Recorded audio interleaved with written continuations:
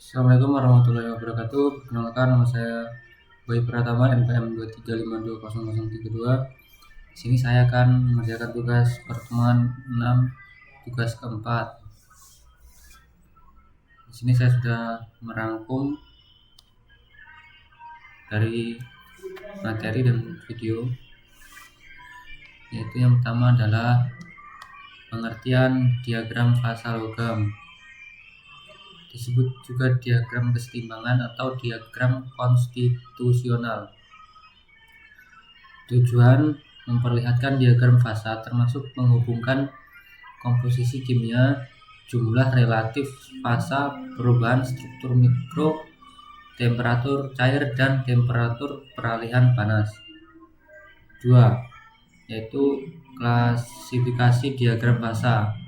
Diagram fasa komponen biner 2 unsur dan tersier 3 unsur. Diagram fasa biner dijelaskan dengan grafik pada tekanan konstan atmosfer. Komponen diagram fasa biner dijelaskan secara kimia.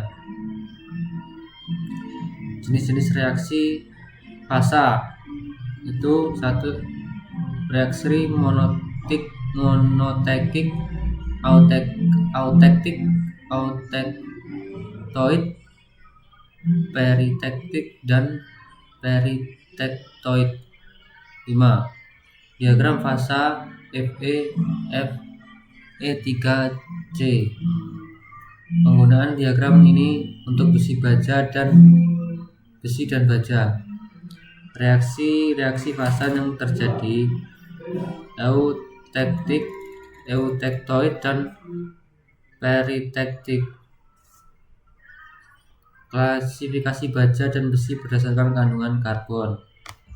Sifat alotropi baja, perubahan struktur kristal baja pada berbagai temperatur.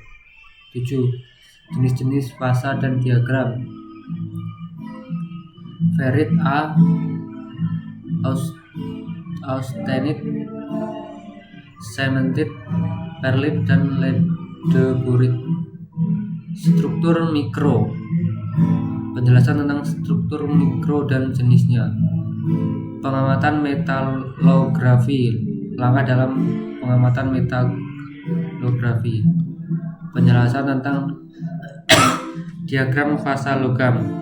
Diagram ini memberikan penjelasan komprehensif tentang diagram fasa logam dengan fokus khusus pada diagram fasa biner dan diagram F3 karbon. Materi ini sangat penting untuk pemahaman dasar metalurgi, terutama dalam konteks besi dan baja.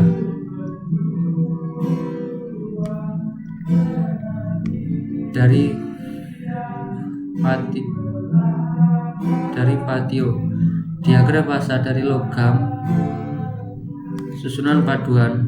Paduan adalah campuran bahan yang memiliki sifat logam, terdiri dari 2 atau lebih unsur, dan satu komponen utama adalah logam.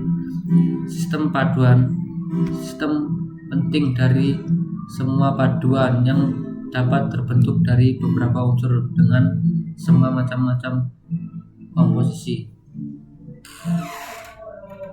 2. Logam murni. Pada kondisi ini, equilibrium atau seimbang, suatu logam murni dapat mengalami perubahan fasa pada suatu temperatur tertentu.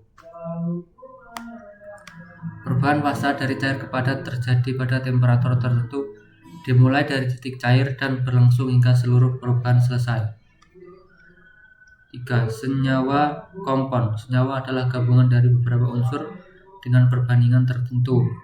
Senyawa memiliki sifat dan struktur berbeda dari unsur pembentukannya. 4. Larutan padat atau solid solution. Larutan terdiri dari 2 bagian, yaitu terlarut solid dan pelarut solvent. Ada 3 jenis larutan, yaitu 1. Substitusi, 2. Interstisi, 3. Campuran. Jenis-jenis larutan ada 3. yaitu tidak jenuh atau unsaturat, jenuh saturat, dan lewat jenuh supersaturat. Larutan padat substitusi. Atom solut menggantikan tempat atom solvent dalam struktur lactic solvent. Pada sistem paduan uzlah ada beberapa faktor yang mempengaruhi, yaitu kristal struktur faktor, 2. Relative size factor, 3. Semisal affinity factor, dan 4. Valence factor. Larutan padat interstisi. Larutan ini terbentuk bila atom dengan diameter yang sangat kecil dapat masuk mengisi rongga antara atom dalam bentuk lattice dari solvent yang memiliki diameter atom yang lebih besar. Atom yang dapat mengisi dan membentuk larutan padat interstisi antara lain adalah hidrogen, boron, karbon, nitrogen, dan oksigen. Larutan padat interstisi biasanya memiliki kekuatan ikatan yang sangat terbatas karena celah antar atom. Substitusi mempunyai struktur lattice yang lebih terdistorsi, terutama di sekitar tempat solut atom.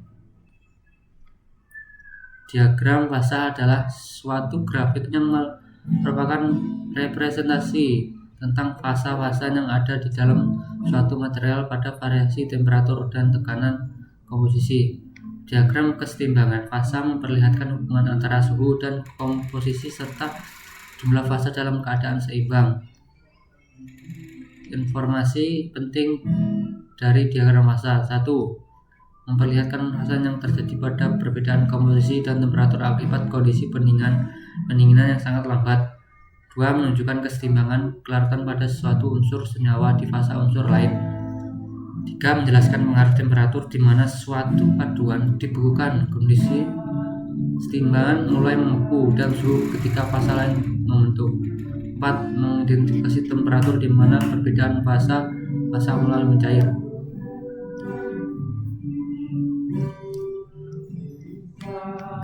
Sekian, terima kasih. Tugas dari Bayu Pratama PM 3520032. Assalamualaikum warahmatullahi wabarakatuh.